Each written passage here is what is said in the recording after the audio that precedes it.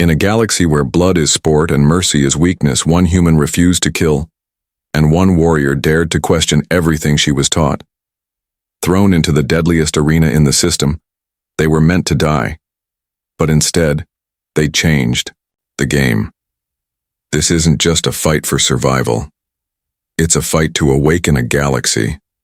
What happens when courage defies cruelty and two enemies choose unity over death? Stay with us, because the real battle is just beginning. If you are new here, then please subscribe this channel and show thumbs up by liking the video. Now let's move to this wonderful story. The sky above the arena was a dull gray, sealed off by a transparent dome that shimmered faintly under the artificial lights. Thousands of spectators filled the stands, roaring with excitement. Their voices echoed across the metal walls, a mix of laughter, jeering, and chants for blood. Flying cameras zipped through the air, broadcasting the event to distant planets where war and violence had long since become entertainment. Beneath the dome, on the scarred and dusty floor of the pit, stood a single human. His name was Myron. He was quiet, lean, and carried the look of someone who had seen too much. His dark hair hung in uneven strands around his face, and his clothes were nothing more than torn fabric clinging to his body. His hands were wrapped in faded cloth, more for comfort than protection. Around him, sharp bones stuck out from the dirt, the remains of previous matches. He didn't flinch at the noise above or the smell of blood and rust that lingered in the air. His eyes, a deep and steady brown, were calm. He stood alone in the center of the arena while the crowd hurled insults, objects, and laughter at him. They expected a short fight, a quick death. After all, he was only human. Across from him, a heavy gate groaned open. The ground shook as a figure stepped through, tall and broad-shouldered, covered in thick silver armor marked with sharp edges and dark stains. The crowd cheered wildly. This was Varka, the reigning champion of the blood pits. Her violet skin gleamed under the lights, her eyes glowed amber with intensity, and intricate markings covered her arms like battle scars. She was taller than any human Myron had ever seen. In her right hand she held a curved blade with jagged edges that shimmered like ice. Her left hand pointed straight at him. "You're the challenge?" she asked with a smirk, her voice deep and steady. "This will be over in seconds." Myron didn't respond. He simply lowered his head slightly, not in fear but as if acknowledging her presence with quiet respect. The crowd booed, unimpressed. They wanted a fight, not humility. Varka twirled her blade, then drove it into the dirt beside her. "Say something human. Tell them how you'll scream." "I didn't come here to scream," Myron replied softly. His voice wasn't loud, but it cut through the noise somehow. "And I didn't come here to kill." That earned laughter from the crowd. Some even stood up mocking him. In the world of the pits, mercy was weakness, and weakness was death. From above, the voice of the announcer echoed from the speakers. "Begin." Varka didn't hesitate. She moved with frightening speed, closing the distance between them in a heartbeat. Her blade arced through the air, slicing toward his chest. Myron ducked just in time, the wind of the strike brushing his hair. He moved again, sliding to the side, light on his feet. She swung again, and he blocked with his forearm, cloth tearing, skin breaking. Blood dripped down his arm, but still, he didn't attack. He danced around her, dodging every strike, moving just enough to survive. His breathing remained steady. The crowd, once cheering, began to quiet. Something wasn't right. This wasn't the show they expected. Varka, now, breathing harder, backed away and stared at him. "You're not weak," she said, more confused than angry. "Why don't you fight back?" "Because I don't fight to entertain them," he answered. "I don't believe in killing for sport." The silence spread, crawling through the seats of the arena like a strange disease. Varka's eyes narrowed. She lunged again, this time with force, her blade swinging in a wide arc meant to end it. Myron barely managed to parry, the shock of the blow traveling through his arms. She came again and again, until finally she overstepped. Myron caught her momentum, turned his body and flipped her over his shoulder. She hit the ground with a thud, her blade clattering away. Dust rose around them. The crowd gasped, unsure whether to cheer or cry out in protest. Mirren stepped forward, standing over the champion of the pit. He could end it. One strike, and it would be over. But instead, he dropped to one knee and extended his hand to her. Varka looked up, confused. "Finish it," she said, her voice quiet. "Take your victory." "That's not why I came here," he said. "I didn't come to win. I came to change something." For a long second, no one moved. Varka stared at his hand, eyes wide. In her world, this gesture made no sense. Mercy wasn't just rare, it was punished. Yet here it was, not weakness, not pity, but something stronger, something she didn't have a name for. She reached up. Their hands touched. The arena exploded, not in cheers, but in chaos.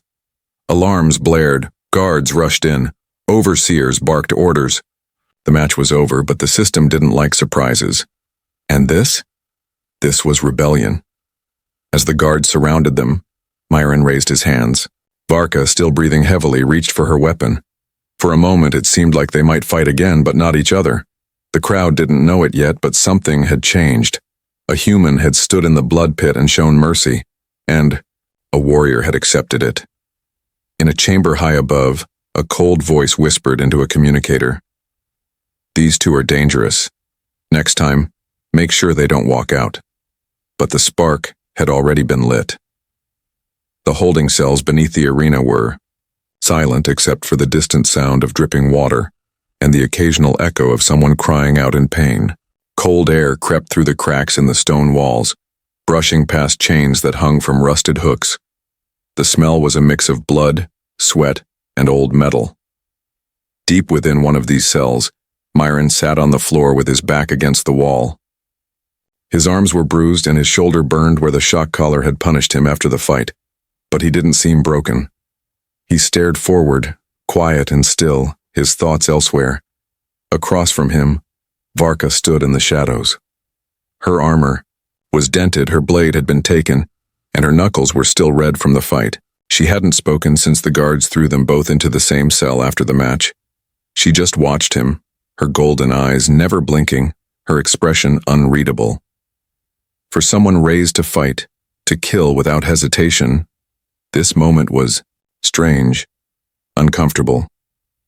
She had never shared silence with another fighter after a match, especially not one who had spared her life. Mirren shifted slightly, wincing at the pain in his side. Still, he didn't speak. He wasn't afraid of her. That much was clear. Varka could feel it. He wasn't pretending to be brave either. He just was. And that bothered her more than she wanted to admit. She had been trained to destroy anything that stood in her way, to show no kindness, to trust no one.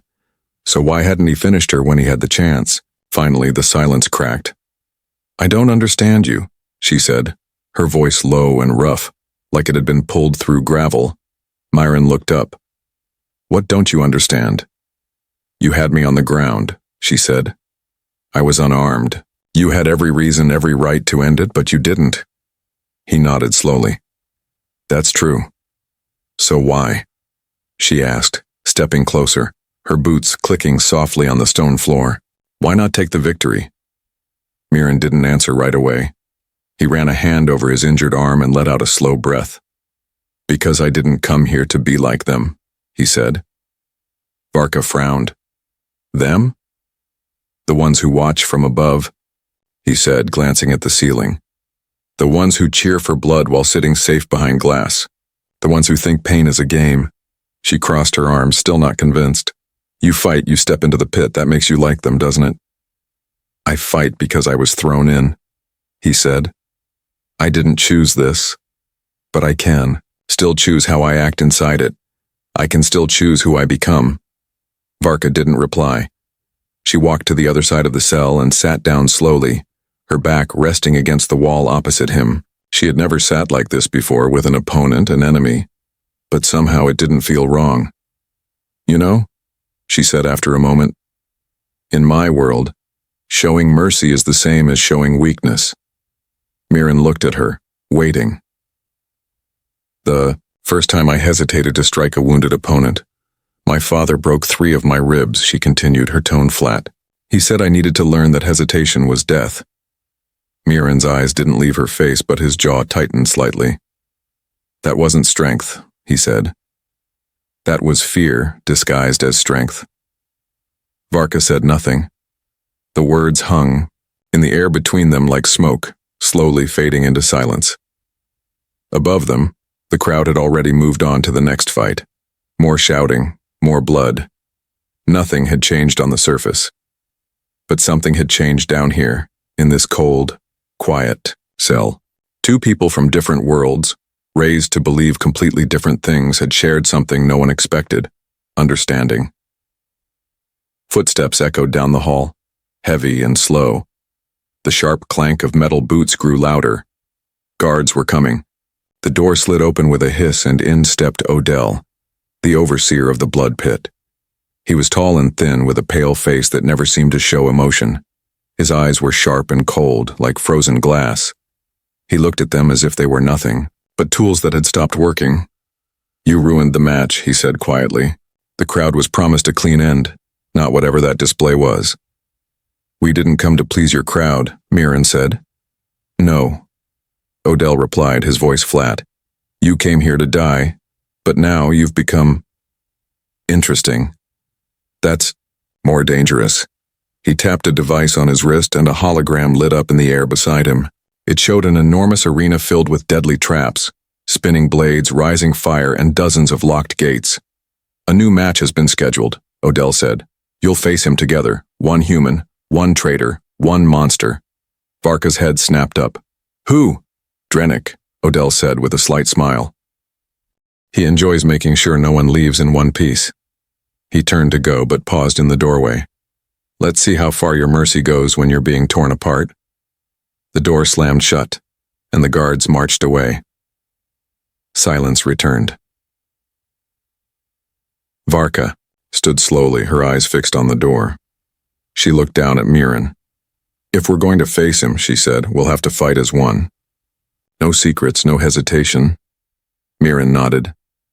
Then we fight as one, but I need to know something first. She looked at him, waiting. Why did you stop? He asked. Varka hesitated. Her hand brushed a small scar on her shoulder. She stared at it for a long moment before whispering, Because for the first time I didn't want to destroy, I wanted to understand. Miran didn't smile, but he understood. They didn't shake hands. They didn't promise loyalty. But something had begun to change. In the darkness of a cell meant to break them, 2 warriors chose to stand together. The crowd was louder than ever. The arena lights pulsed like a heartbeat, bathing the floor in deep reds and golds. This was not the same arena Miran had stepped into before. This one was built for chaos. Massive spinning blades jutted from the ground. Fires burst from hidden vents with no warning. Steel walls shifted suddenly, opening and closing like the jaws of a beast. Above it all, floating screens showed the faces of the fighters. On one side, the champion of pain, Drenik, a creature of sharp horns and thicker muscle than any living thing should have. His record was clean, no survivors. He didn't fight for victory, he fought for destruction. On the other side, the crowd saw something strange, Miran and Varka standing together. The human who had shown mercy, and the warrior who had once bathed in victory. Their faces were serious, unreadable. They stood shoulder to shoulder, waiting behind a gate made of black iron. They had no weapons. The overseers had decided this match should begin with bare hands. Only the victor, or victors if it somehow came to that, would earn the right to reach the weapons scattered across the pit. The gates opened with a deep groan. Heat rushed out from the arena, the fires already alive and dancing. The crowd cheered wildly, excited for the blood to begin. Miran and Varka walked in slowly. Neither ran. They moved together, their steps steady and in sync. Across from them, Drenik stepped out with a roar, his mouth full of sharp teeth, his claws scraping across the ground. He grinned like a wolf spotting cornered prey. Stay close, Varka whispered without looking at Miran. Always, he replied. Drenik charged with a growl that rattled the floor.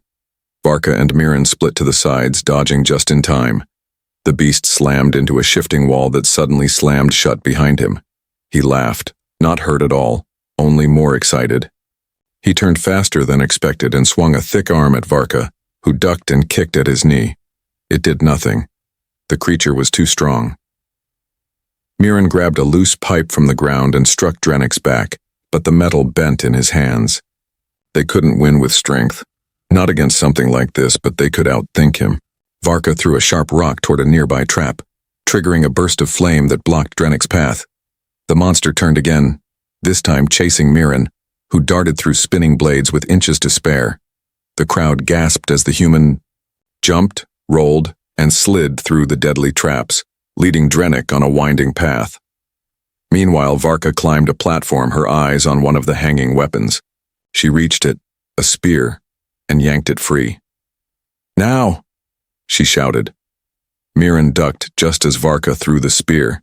It sailed through the air and hit Drenik in the shoulder. The creature roared, blood spraying in all directions. But instead of falling, he charged harder. He grabbed Varka and slammed her into the ground. The sound echoed like thunder. She groaned, barely conscious. Miran ran toward her, dodging more fire. He slid across the floor, pulling her away just before Drenik's foot came down where her head had been. He gripped her arm tightly. She opened one eye, dazed. "You good?" he asked. "Not yet," she muttered. He smiled slightly, then looked up at the monster still approaching. They backed away, trying to reach another weapon, but Drenik was too fast now, even with his wound. He threw a broken piece of armor at them, and it knocked Miran to the ground. The human's head hit hard. His vision blurred. Drenik stood over him, raising a massive fist. Varka pushed herself up and screamed, diving between them, taking the blow to her side. She hit the floor again, coughing. Something inside Miran snapped. Not rage, not fear. Something deeper. A decision. He rolled to his knees, grabbed a loose blade from the ground and faced Drenik. But instead of attacking, he waited. The beast lunged again. Miran dodged, letting Drenik crash into a set of jagged spikes. The monster roared as the metal pierced his back. It wasn't enough to kill him, but it slowed him. Varka stood again, bloody but standing. Together they moved, pushing Drenik back with quick attacks, sharp movements, and careful timing. They never went for the kill, just enough to keep him off balance, to drive him into the traps around them. Finally, with a loud boom, Drenik stepped on a cracked tile. The floor gave way and he plunged into a pit filled with fire and steel. His roar faded into silence. The arena went quiet. No cheering, no jeering, just stunned silence. Then, slowly, some clapped. Then more. And then the whole arena roared, not in anger, but in awe. Miran helped Varka to her feet. They didn't raise their arms in victory. They simply stood together, breathing hard, bloodied but alive. The crowd saw it. Not just a fight, a message. Up in the control room, the overseers argued. Some wanted them eliminated, others saw profit, but none could deny what had happened. The match was meant to be a death sentence. Instead, it had become something else. A moment of truth in a world built on lies. Below, Miran looked to the sky, the dome above their heads shimmering like glass. And for the first time he felt something stir. Not hope, not yet, but the idea of it. Varka stood beside him, silent, her eyes wide with something close to belief. They had survived. But more than that, they had changed something. Maybe only a little. Maybe just for a moment. But in a place built for blood, they had found a way to show the truth. The air inside the arena was still smoky from the last match, but the roar of the crowd was fading. Somewhere deep beneath the stands, in the steel corridors where cameras didn't reach and guards rarely smiled, Miran and Varka were being moved. Their wrists were chained again and pain collars hung tightly around their necks. The guards pushed them forward with metal batons, silent and cold. No one spoke. Not the fighters, not the soldiers, not the overseers watching through dark glass. But tension filled every corner. Everyone knew something had shifted. Their last fight had changed the mood of the entire arena. The crowd had seen something different: teamwork, courage, and survival without cruelty. For a place built on blood and pain, that was dangerous. Miran and Varka had broken the rules not by disobeying, but by giving people something they didn't expect: the idea that there might be another way. They were led into a narrow room with a thick steel door. Inside waited a man who wasn't like the guards. He was smaller, with soft hands and wide eyes. He wore a mechanic's uniform and held a control panel that looked too advanced for the job he pretended to do. His name was Senka, and for the past 2 years he had worked in the shadows of the arena, repairing drones, setting lights, and secretly recording everything the others tried to hide. "Don't speak," he whispered as he disabled their collars. "There's no time." Varka looked at him with suspicion. "Who are you?" "Someone who's tired of watching people like you die for nothing," he said. "And someone who knows others are watching too." He pulled out a small disc and placed it on the wall. It glowed blue, creating a signal that scrambled nearby cameras and microphones. Then he opened a hidden hatch behind the main power board. Inside was a dark tunnel. "You want to fight for real freedom?" Senka asked. "Then this is where it starts." Miran looked at Varka. She gave a small nod. They stepped into the tunnel. Behind them, alarms began to sound. Someone had noticed their collars were off. Guards ran through the halls, shouting into radios. The escape had begun. As they moved through the shadows, Varka whispered, "This isn't just about us anymore, is it?" Miran shook his head. "It never was." Senka guided them through tunnels that twisted under the entire arena. Above, the next match had started. The crowd cheered again, unaware of what was happening below. But something was already spreading. Days ago, Senka had uploaded the footage of their fight with Drenik to hidden networks, and across distant planets people had started to watch, not just for entertainment, but for inspiration. They saw a human and a warrior from 2 different worlds standing together, not in hatred but in choice. The video went viral, not just in underground groups but on systems once thought loyal to the pit. They reached a service platform that overlooked the arena's main power core. It pulsed with energy, sending heat into the air. Senka pointed to a ship docked just beyond a metal gate. It was small but fast, hidden between loading containers. "That's your ride," he said. "It'll take you out of this system and far enough that they can't reach you, at least not easily." Varka turned to him. "Why help us?" He smiled sadly.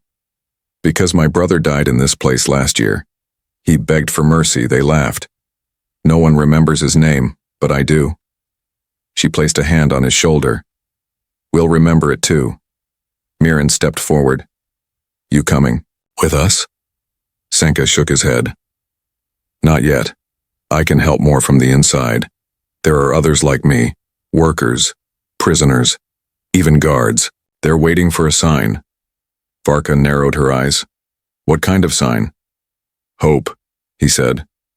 "And you gave it to them." Suddenly, lights turned red. The final alarm had been triggered. Doors slammed shut. The gate to the ship was closing fast. Miran and Varka sprinted. Behind them, the sounds of boots and weapons grew louder. They slid under the gate just before it locked. A moment later, gunfire hit the wall behind them. Inside the ship, Miran took the controls. Varka grabbed a small blaster and pointed it at the approaching guards outside. As the engines roared to life, the ship lifted off. From above, the arena shrank into the distance, just another dot in a galaxy filled with shadows. But now those shadows were starting to flicker with light. Inside the ship, Varka leaned against the wall, breathing hard. "Where to now?" Miran looked out the window. "Wherever the story needs us." She smiled faintly. "You really believe this can change something?" "I do," he said. "Because they wanted us broken, and we're still standing." Back in the arena, the overseers watched the escape on their monitors. Some screamed, others issued orders. But one sat quietly, rubbing his hands together, and whispered, "This isn't the end. They've only started something worse." And he was right. Across the systems, messages were being sent, screens lit up in silent rooms. People paused their work, their meals, their lives to listen, to see the story of two fighters who refused to be tools, who chose not to hate, who ran not out of fear, but because they knew they were not alone anymore. It wasn't a clean victory. It wasn't a full escape. But it was a beginning. Miran looked at Varka and said, "Next time we don't just survive. We help others do the same." She nodded. "Then let's make sure this time the world listens." The stars stretched before them, and the fight beyond the pit had just begun.